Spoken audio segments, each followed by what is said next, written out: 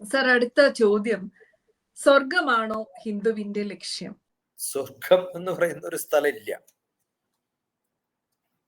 സ്വർഗം ചിലപ്പോൾ നമ്മൾ ഉദ്ദേശിക്കുന്ന ഭൂമിയേക്കാൾ അലങ്കോലപ്പെട്ട് കിടക്കുന്ന സ്ഥലമാവണം. കാരണം പലരും ടെമ്പററി ആയിട്ട് നമ്മൾ പോകുന്ന ഒരു സ്ഥലമാണ് സ്വർഗം. ഇഷ്ടതേ ലഭതേ സ്വർഗം എന്നാണ്. നമ്മൾ ക്ഷേത്രത്തിൽ പോയിട്ട് കുറെ ദാനം കൊടുക്കുക, അങ്ങനെ കുറെ സംഭവങ്ങൾ ചെയ്തിട്ട് കുറെ പൂജ ചെയ്യുക, കുറെ ഹോമങ്ങളൊക്കെ ചെയ്യുക. ഇങ്ങനെ ഇൻഡിവിജ്വൽ ആയിട്ട് സെൽഫിഷ് ആയിട്ട് ചെയ്യുന്ന കർമ്മങ്ങളൊക്കെ കൊണ്ട് സ്വർഗത്തിലേക്ക് പോകാം എന്നാണ്. അപ്പൊ സ്വർഗമാണോ ലക്ഷ്യം എന്ന് ചോദിച്ചാൽ സ്വർഗമല്ല. സനാതന ധർമ്മത്തിൽ 2 ഭാഗങ്ങളുണ്ട്. ടെമ്പററി ആയിട്ട് മരണത്തിൽ നിന്ന് രക്ഷപ്പെട്ടിട്ട് സ്വർഗത്തിൽ പോവാം. നമ്മളിപ്പോ ഭഗവത്ഗീത പഠിക്കുമ്പോൾ പറയല്ലോ, അവിടെ എത്തിക്കഴിഞ്ഞാൽ പിന്നെയും ഒരു ജന്മം വരുമല്ലോ. അപ്പൊ അടുത്ത ജന്മം പിന്നെയും ഇവിടെ വരും. എന്നിട്ട് എല്ലാ കാട്ടിക്കൂട്ടലും വേണ്ടാസനങ്ങളൊക്കെ കാണിച്ചിട്ട് അവസാനം സ്വർഗം കിട്ടാൻ വേണ്ടിയിട്ട് എന്തെങ്കിലുമൊക്കെ ഒരു തരികിടയൊക്കെ ഒപ്പിച്ച് തുലാഭാരം നടത്തുക, കുറെ പിന്നെ പായസൂട്ട് കൊടുക്കുക, കുറെ ഡൊണേഷൻ കൊടുക്കുക, കുറെ സ്വർണം കൊടുക്കുക. അത് കട്ടിട്ടായാലും മോഷ്ടിച്ചായിട്ടായാലും എങ്ങനെയെങ്കിലുമൊക്കെ കൊടുത്താലും ഭഗവാൻ വിചാരിക്കും ഇയാൾ മണിയടിച്ചാൽ ഇയാളെ സ്വർഗത്തിലേക്ക് തട്ടാതിരിക്കും. അങ്ങനെ സ്വർഗത്തിലേക്ക് തട്ടി പിന്നെയും വരും, പിന്നെയും ദുഷ്ടജന്മം തന്നെയായിരിക്കും. അങ്ങനെ റിപ്പീറ്റ് ആയിട്ട് വരുന്ന ഒരു ടെമ്പററി സ്ഥലമാണ് സ്വർഗം. ഓക്കെ, അതുകൊണ്ട് സനാതന ധർമ്മത്തിന്റെ ഡെഫിനിഷനിൽ ബ്രഹ്മശ്രീ KPC കൃത്യമായിട്ട് തന്നെ പഠിപ്പിച്ചിട്ടുള്ളതാണ് ഇഷ്ടതേ ലഭതേ സ്വർഗം. ഇഷ്ടകർമ്മങ്ങൾ ചെയ്താൽ എന്ന് പറഞ്ഞാൽ എല്ലാ പൂജാതി കർമ്മങ്ങളും, നാമം ജപിക്കുക, ഹരേ രാമ ഹരേ കൃഷ്ണ ഹരേ രാമ, ജന്മം മരിക്കുന്നത് വരെ മൃത്യുഞ്ജയ മന്ത്രം കുറെ പ്രാവശ്യം ചൊല്ലുക, ഗായത്രി മന്ത്രം ചൊല്ലുക, അങ്ങനെ കുറെ ചൊല്ലി നടക്കുന്ന കുറെ ആൾക്കാരുണ്ടല്ലോ. ഒരു ഗുണമില്ല ആ മനുഷ്യനെ കൊണ്ട് ഈ ജന്മം വേറെ ഒരു വ്യക്തിക്കും. നമ്മൾ ആദ്യം മനസ്സിലാക്കേണ്ടത് എല്ലാ ജീവികൾക്കും, എല്ലാ പ്രാണികൾക്കും, എല്ലാ സസ്യജലാദികളിൽ പെട്ടിട്ടുള്ള എന്ത് പഞ്ചഭൂതങ്ങൾ എടുത്താലും അതിനെ കൊണ്ട് വേറെ എന്തെങ്കിലും ഒരു ജീവിക്ക് ഒരു ഗുണമുണ്ടാവും. അങ്ങനെ വേറെ ഒരു ജന്മത്തിനും ഒരു ജീവിക്കാത്ത ഒരു ജന്തു മാത്രമേ ഉള്ളൂ. മനുഷ്യരൂപേണ മൃഗശ്ചരന്തി എന്ന് പറയുന്ന ഈ മനുഷ്യൻ രൂപത്തിലെ മനുഷ്യനാണ്. പക്ഷെ മനുഷ്യൻ എന്ന് പറഞ്ഞാൽ 2 സ്വഭാവങ്ങളാണ് ഇംഗ്ലീഷിൽ നമ്മൾ പറയാറുള്ളത്. ഒന്ന് social being and human being. അതിൽ ഹ്യൂമൻ ബീയിങ് ആവണം. എന്താ ഹ്യൂമൻ എന്ന് പറഞ്ഞാൽ എന്നെ കൊണ്ട് ആർക്കെങ്കിലും എന്തെങ്കിലും ഗുണം ഉണ്ടാവട്ടെ എന്ന് പ്രാർത്ഥിക്കുക. സോഷ്യൽ ബീയിങ് എന്ന് പറഞ്ഞാൽ എന്താണ്? അത് എക്സ്റ്റെൻഡ് ജനിക്കുമ്പോൾ എനിക്ക് 2 അച്ഛനും അമ്മയും 2 പേരേ ഉള്ളൂ, അവരെ മാത്രം നോക്കിയാൽ ഞാൻ ഹ്യൂമൻ ബീയിങ് ആയി. എന്റെ അടുത്ത എന്റെ ബ്രദേഴ്സ് ഒക്കെ ഉണ്ടെന്ന് വിചാരിക്കുക, അവരോട് പോലും സ്നേഹം ഉണ്ടാവണമെന്നില്ല, അച്ഛനോടും അമ്മയോടും മാത്രം. അതും ഇല്ലെങ്കിലോ ഹ്യൂമൻ ബീയിങ് അല്ല, അവര് ജന്തുക്കളാണ്. ഹ്യൂമൻ ബീയിങ് ആവണമെങ്കിൽ എന്റെ കുടുംബത്തിൽപ്പെട്ടിട്ടുള്ള കുറച്ചു പേരോടെങ്കിലും എനിക്ക് സ്നേഹം ഉണ്ടായാലും ഹ്യൂമൻ ബീയിങ്. സോഷ്യൽ ബീയിങ് എന്താണ്? എനിക്ക് ഒരു ബന്ധുവില്ലാത്ത ആളോടും എനിക്ക് സ്നേഹം തോന്നാം. അങ്ങനെ ബന്ധുക്കളുടെ എണ്ണം ഓരോ ദിവസവും കൂടുമ്പോൾ കൂട്ടി പോവുകയാണെങ്കിൽ നമ്മൾ അത്രയും നല്ല ഹ്യൂമൻ ബീയിങ് ആയി എന്നാണ് പറയാം. അത് കുറെ ആളുണ്ടായിട്ട് കാര്യമില്ല. ആ ആള് വിളിച്ചിട്ട് ഒരു പ്രാവശ്യമെങ്കിലും, ഇന്നലെ ബാംഗ്ലൂരിൽ നിന്ന് നല്ല പ്രായമുള്ളൊരു അമ്മ എന്നെ വിളിച്ചിട്ട് പറഞ്ഞു, മോനെ എനിക്ക് എപ്പോഴെങ്കിലും ഒന്ന് കാണണമെന്നുണ്ട്. ഞാൻ പറഞ്ഞു, ഞാൻ വരാലോ അമ്മ, അമ്മക്ക് വേണ്ടിട്ട് ഞാൻ ബാംഗ്ലൂർ വരാലോ. എനിക്ക് ഉറപ്പാണ് കണ്ണുന്ന് വെള്ളം വന്നിട്ടുണ്ടാവും. ഒരിക്കലും പ്രതീക്ഷിച്ചില്ല അവരങ്ങനെ. ഞാൻ പറയുന്നു പ്രതീക്ഷിച്ചില്ല. വാക്കുകൊണ്ടെങ്കിലും എനിക്ക് സന്തോഷിപ്പിക്കാമല്ലോ, പോവോ ഇല്ലയോ എന്നുള്ള വേറെ കാര്യം. ഉറപ്പായിട്ടും ഞാൻ അടുത്ത പ്രാവശ്യം പോകുന്ന സമയത്ത് അമ്മയെ കണ്ടിട്ടേ വരുള്ളൂ. അപ്പൊ അത് നമുക്ക് അങ്ങനെ ആ ഒരു സ്വഭാവം നമുക്ക് ഉണ്ടാവുമ്പോഴാണ്, അത് ബാക്കിയുള്ളവരെ സന്തോഷിപ്പിക്കാൻ സാധിക്കുമ്പോഴാണ് നമ്മൾ സോഷ്യൽ ബീയിങ് ആവുക. അങ്ങനെ സോഷ്യൽ ബീയിങ് ആയിട്ട് സൊസൈറ്റിക്ക് വേണ്ടിയിട്ട് നമുക്ക് എന്തൊക്കെ ചെയ്യാൻ പറ്റുന്നു കൃത്യമായിട്ട് പറഞ്ഞിട്ടുണ്ട്. അതാണ് പൂർത്തകർമ്മം. ആ പൂർത്തകർമ്മത്തിൽ ഞാൻ ചെയ്യുന്ന കർമ്മങ്ങൾ എനിക്ക് വേണ്ടിയിട്ടുള്ള, എൻ്റെ സ്വഗുണത്തിന് വേണ്ടിയിട്ടുള്ള, എൻ്റെ കുടുംബത്തിന് വേണ്ടിയിട്ടുള്ള, എൻ്റെ പ്രൊമോഷന് വേണ്ടിയിട്ടുള്ള പൂജകളൊന്നും അല്ല ഞാൻ ചെയ്യാം. വാപി കൂപതടാകാനി ദേവതാനയനാനിച്ച അന്നപ്രധാനമുദ്യാന്നം പൂർത്തം ഇത്യഭിധീയതേതാണ്. വാപി, കൂപം, തടാകം ഇങ്ങനെയൊക്കെയുള്ള സംഭവങ്ങൾ എൻവിറോൺമെന്റ് അല്ല. അത് കുറെ ചെയ്തു കഴിഞ്ഞാൽ ആ ഒരു ചെടി നടുന്ന സമയത്ത് അതിലെ ഫലം എനിക്ക് തിന്നാൻ വേണ്ടിയിട്ടല്ലല്ലോ ഞാൻ നടുന്നത്. അവിടെ വരുന്ന പക്ഷികൾക്കും പ്രാണികൾക്കും. ഒരു മാങ്ങ താഴെ വീണ് കഴിഞ്ഞാൽ അതിന് ഒട്ടനെ ഉറുമ്പ് വന്നില്ലേ? ആ ഉറുമ്പിന് വേണ്ടിയിട്ടാണ് മാങ്ങ താഴെ വീഴുന്നതേ. ഉറുമ്പിന് മുകളിലോളം കയറിയിട്ട് ചിലപ്പോൾ പറിക്കാൻ പറ്റിയത് വരില്ല. അത് പറിക്കാൻ പറ്റിയാലും അതിന്റെ ചുറ്റും നടക്കാനേ പറ്റുള്ളൂ, അത് തിന്നാൻ പറ്റില്ല. ഒരു കാക്ക വന്ന് കൊത്തി കഴിയുമ്പോഴാണ് അതിന് കുറച്ചൊരു ഹോൾ വരുമ്പോഴാണ് ഉറുമ്പ് അതിനകത്ത് കിടക്കുക. എന്ത് രസകരമാണ് നമ്മുടെ ഒരു ലോകം എന്ന് ആലോചിച്ച് നോക്കാം. അപ്പൊ ഇങ്ങനെ ഓരോ ജീവിയും മറ്റ് ജീവിക്ക് വേണ്ടിയിട്ട് കുറച്ചെങ്കിലും ഗുണം ചെയ്യുന്ന ഒരു കാലത്ത് നമ്മൾ ജീവിക്കുമ്പോൾ ഒരു മാങ്ങ ഒരു ജീവിക്കും കൊടുക്കാതെ ഫ്രിഡ്ജിന്റെ ഉള്ളിൽ കൊണ്ടുവച്ചിട്ട് അല്ലെ എന്ത് ജന്മാന്ന് ആലോചിച്ചു. എനിക്ക് മാത്രമേ പറ്റുള്ളൂ എന്നുള്ളൊരു തോന്നലാണ്. ഈ കർണാടകയിലൊക്കെ ഇല്ലേ, എല്ലാ പുറ്റിന്റെ മുമ്പിലും പൂജ ചെയ്യുന്നതാണ്. കുറച്ച് ചോറ് കൊണ്ടിടും, കുറച്ച് അരി കൊണ്ടിടും, കുറച്ച് ഫലങ്ങൾ കൊണ്ടിടും, കാക്കക്ക് കൊടുക്കും. വെള്ളം പോലും ഇല്ല ഇപ്പം ബാക്കി ജീവികൾക്ക്. എന്റെ നാട്ടിലൊക്കെ എത്രയാ അണ്ണാർക്കണ്ണന്മാരുണ്ടായിരുന്നു, ഇപ്പൊ അണ്ണാർക്കണ്ണൻ ഇല്ല. കാരണം വെള്ളമില്ല കുടിക്കാനേ. കാക്കയില്ല. കാക്കയില്ലാത്ത എന്താ കാരണം? എല്ലാം പൈപ്പുകളിലാണ് പോകുന്നത്. ഡ്രൈനേജുകളൊക്കെ അണ്ടർഗ്രൗണ്ട് ആണ്. മഴയില്ലാത്ത കാലത്ത് എങ്ങനെയാ ജീവികൾ ജീവിക്കാന്ന് ആലോചിച്ച് നോക്കുക. അവരൊന്നും പിന്നെ മണ്ണിനടിയിൽ പോകുന്ന തവളകളല്ലല്ലോ. 6 മാസം കഴിയുമ്പോൾ വെള്ളം വരുമ്പോൾ മാത്രം പുറത്തു വരാൻ പറ്റുന്ന ജീവിയാണ് തവള. ബാക്കിയുള്ള സമയത്ത് ഭൂമിയുടെ അടിയിൽ ഒളിച്ചിരിക്കാം. എല്ലാ ജീവിക്കും അങ്ങനെ പറ്റില്ലല്ലോ. അതുകൊണ്ടാണ് പട്ടികളൊക്കെ വൊറോഷ്യസ് ആവുന്നത്. എന്തുകൊണ്ടാണ് പട്ടികൾ ബാക്കിയുള്ളവരെ, ദാഹിച്ചിരിക്കുന്ന ഒരു മനുഷ്യന് ആരെ കാണുമ്പോഴും കടിക്കാൻ തോന്നുന്നില്ല. പിന്നെ പട്ടിക്ക് തോന്നുന്നതിന് എന്താ കുഴപ്പം? അവർക്ക് നല്ലപോലെ ഭക്ഷണം കൊടുത്തു കഴിഞ്ഞാൽ അവർക്ക് കഴിക്കാനുള്ള ഭക്ഷണം ഇല്ലാത്ത സമയത്താണ്. അതുകൊണ്ടാണ് ആ കോവിഡ് കാലത്തൊക്കെ ആർക്കും പുറത്തിറങ്ങാത്തത് കൊണ്ടും ആരും ഭക്ഷണം കൊടുക്കാത്ത ഹോട്ടലുകളില്ല, അവിടുന്ന് വേസ്റ്റ് ഇല്ല. ഈ ഒരു പ്രശ്നം ഉണ്ടാവാണ്ടിരിക്കാൻ വേണ്ടിയിട്ടാണ് നമ്മൾ പറഞ്ഞത് മനുഷ്യൻ ബാക്കിയുള്ള ജീവിക്ക് വേണ്ടിയിട്ട്. അതുകൊണ്ട് അന്നപ്രധാന ഉദ്യാനം എന്നാണ്. അന്നപ്രധാനം ആർക്ക് അന്നം കൊടുക്കുന്നതാണ്? നമ്മൾ നല്ല പൂക്കൾ ഉണ്ടാവുന്ന ഒരു മരം കാണണമെങ്കിൽ ആദ്യം വിശപ്പടക്കണം. പക്ഷെ ആ പൂക്കളിൽ വിശപ്പടക്കുന്ന കുറെ വണ്ടുകളും തേനീച്ചകളും ഒക്കെ ഉണ്ടെന്നും ആലോചിക്കണം. അതുകൊണ്ട് പൂക്കൾ കാണാൻ രസമുള്ള സംഭവമാണ്, അതുകൊണ്ട് ഒരു ഗുണമില്ല. അതുകൊണ്ട് എല്ലാ പൂവുള്ള മരങ്ങളും വെട്ടിക്കളഞ്ഞാൽ പറ്റും. എന്നിട്ട് അക്കേഷ്യ മാത്രം വെക്കുക.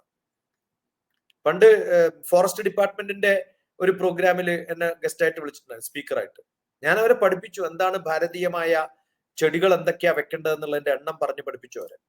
അപ്പൊ അത് കൃത്യമായിട്ട് നമ്മൾ ചെയ്തു കഴിഞ്ഞാല് നമുക്ക് കിട്ടുന്നതാണ് എന്ത്? മോക്ഷം.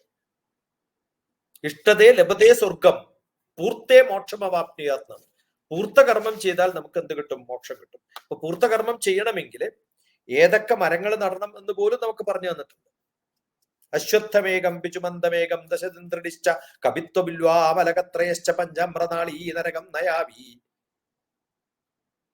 5 തെങ്ങെങ്കിലും നടണമെന്നാണ്.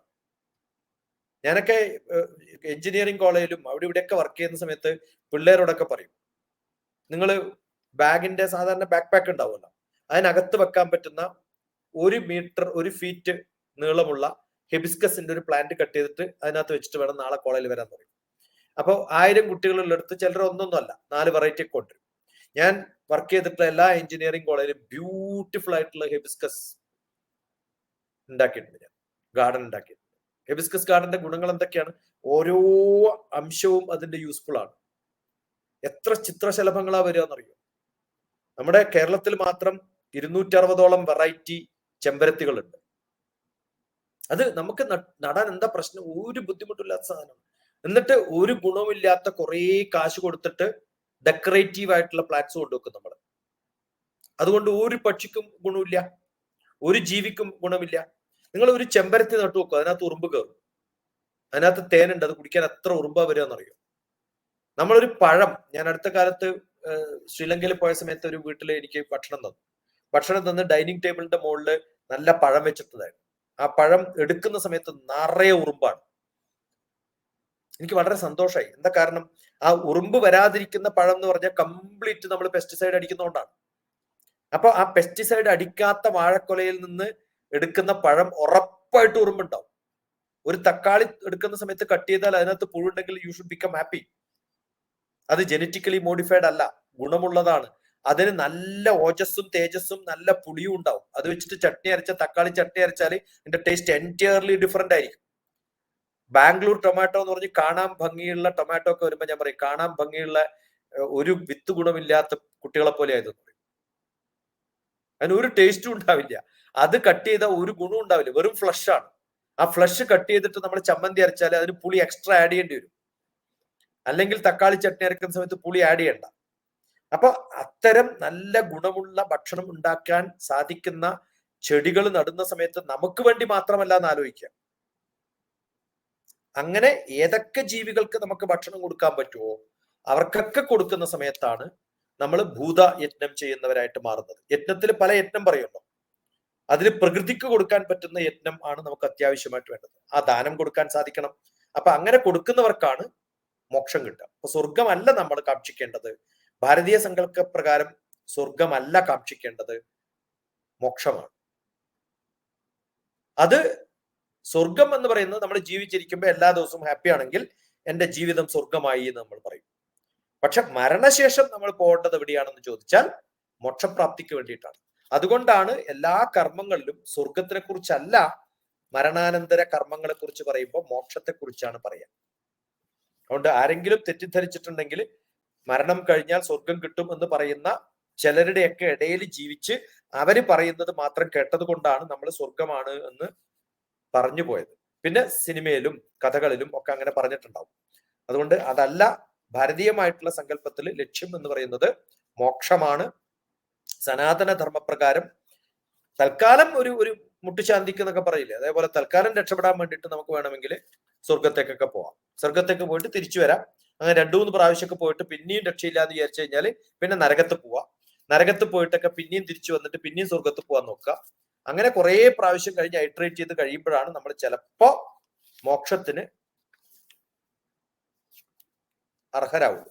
അതുകൊണ്ട് മോക്ഷം വേണം എന്നുള്ളവർ കൃത്യമായിട്ടും ചെയ്യേണ്ടത് സോഷ്യൽ സർവീസ് ആണ്. You have to be committed to society. എന്ത് സ്വർഗം പൂർത്തി മോക്ഷം അവാപ്നിയാത്തെന്നാണ്. പഞ്ചമഹായജ്ഞങ്ങളൊക്കെ ചെയ്യുന്നത് അതില് നമ്മൾ പിതൃയത്നം ചെയ്യുമ്പോൾ അത് ഇഷ്ടകർമ്മത്തിലേ പെടൂ. അധ്യാപനം ചെയ്യുന്ന സമയത്ത് ഞാൻ എന്തെങ്കിലും എനിക്കറിയുന്ന സംഭവം എന്റെ ഗുരു തന്നിട്ടുള്ളത് ബാക്കി കുറച്ചു പേർക്ക് ഈ യൂട്യൂബിലൂടെ ഒക്കെ പറഞ്ഞു കൊടുക്കുന്ന സമയത്ത് ഞാൻ ചെയ്യുന്ന ഒരു മഹായജ്ഞമാണ് അധ്യാപനം എന്ന് പറയുന്നത്. അധിയാപനം എന്നാണ് അധ്യാപനം.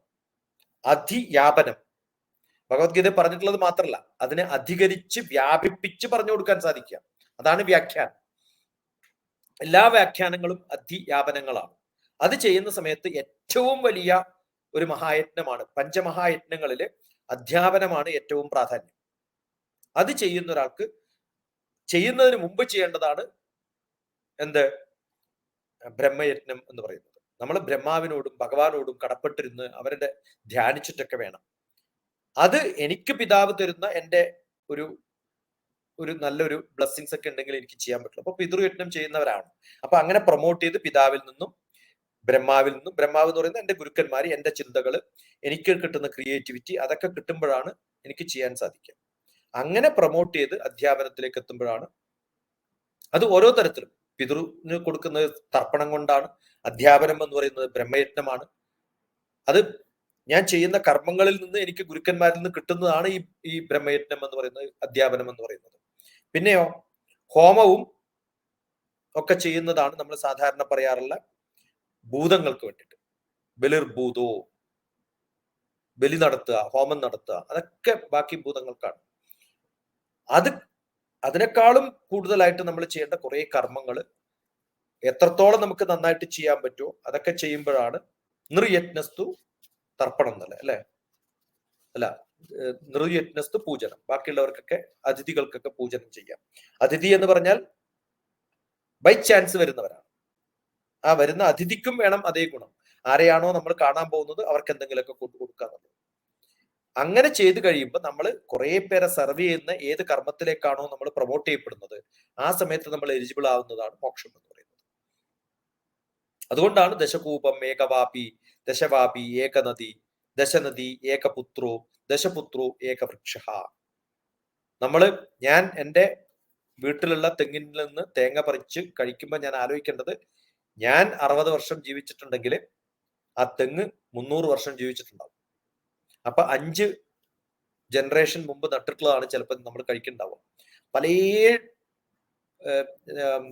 പെരുവനം എന്ന് പറയുന്ന ബ്രഹ്മശ്രീ KPC അനുജൻ ഭട്ടതിരിപ്പാടിന്റെ വീട്ടിന് തൊട്ടടുത്തുള്ള പെരുവനം ക്ഷേത്രത്തിൽ പോയാൽ ഒരു മരമുണ്ട്.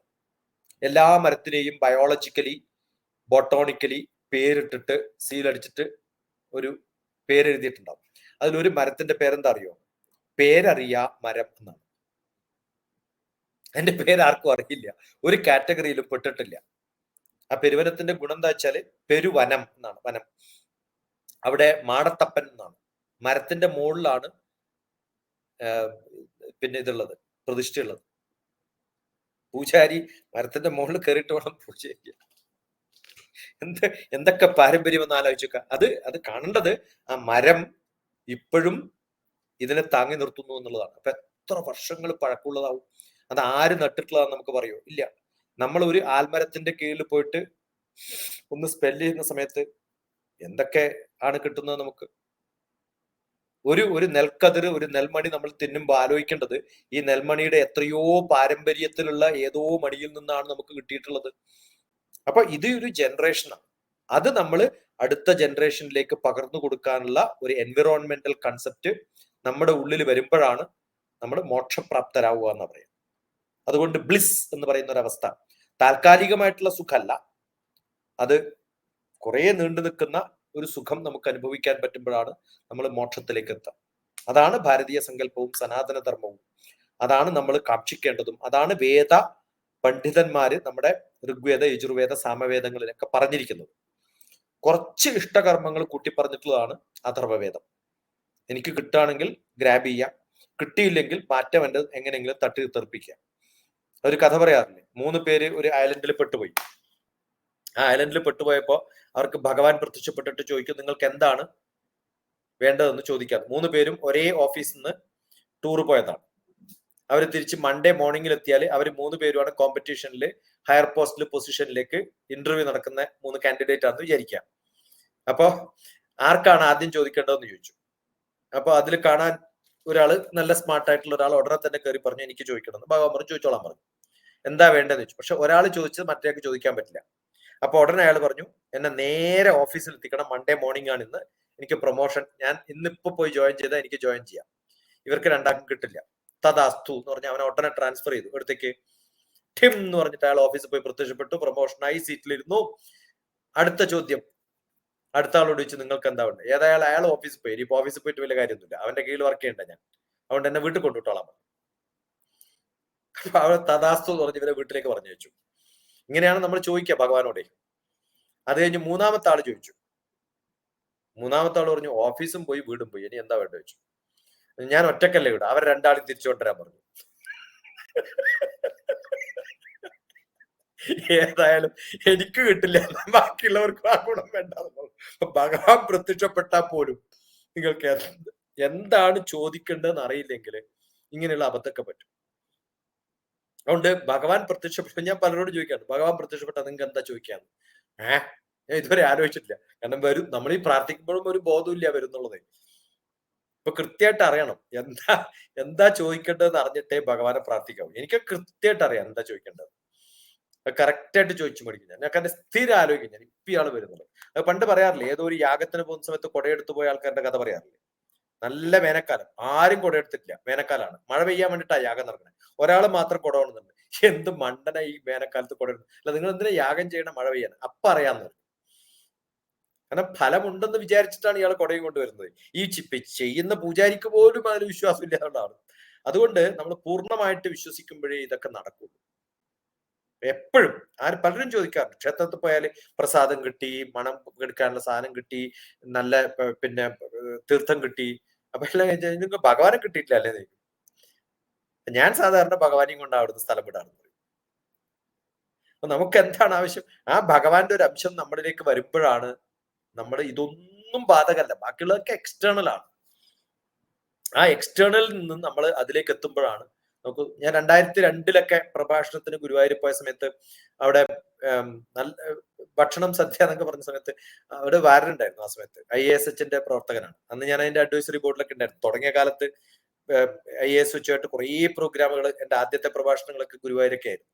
അപ്പൊ അന്ന് വാര്യ ചോദിച്ചു, ഭക്ഷണം എന്താ വേണ്ടത്? ഞാൻ പറഞ്ഞു, നിങ്ങൾക്ക് കുടുംബപരമായിട്ട് ഉള്ളെന്നുള്ള ചോറ് കിട്ടുമല്ലോ, പടച്ചോറ് കിട്ടും.